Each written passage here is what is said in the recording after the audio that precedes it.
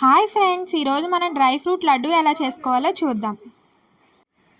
మీకు నచ్చిన dry fruits తీసుకుని ఈ విధంగా చేసుకోండి. కొలతలతో ఎంతో టేస్టీగా యమ్మీగా చాలా బాగుంటుంది. తప్పకుండా ట్రై చేయండి.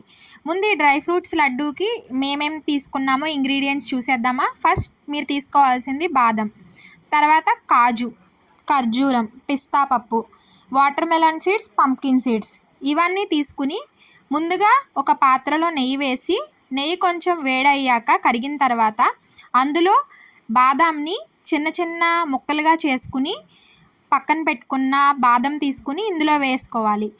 అది కాస్త ఫ్రై అయిన తర్వాత ఇదంతా మీడియం ఫ్లేమ్లోనే చేయాలి.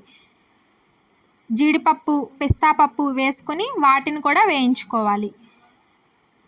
మీడియం ఫ్లేమ్లో పెట్టుకుని ఇలా వేయిస్తే చక్కగా లోపల వరకు పచ్చిదనం ఏమీ లేకుండా ఫ్రై అవుతుంది. తర్వాత ఇవి వేగిన తర్వాత పక్కన పెట్టుకుని మళ్ళీ కొంచెం నెయ్యి వేసుకుని అందులోకి pumpkin seeds, water melon seeds వేసుకుని ఫ్రై చేసుకోవాలి. ఇలా కలుపుకుంటూ చేసుకుంటూ ఉండాలి.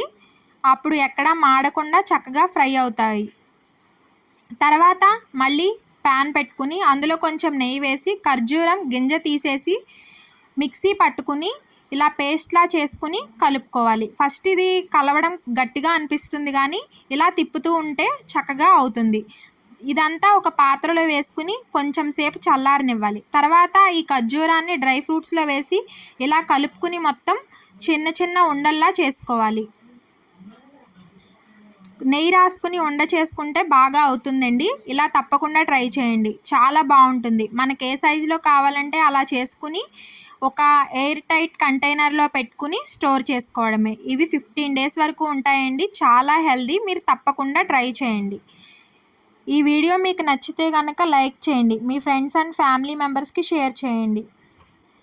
అన్నట్టు ఛానల్ని సబ్స్క్రైబ్ చేసుకోండి ప్లీజ్. Thank you.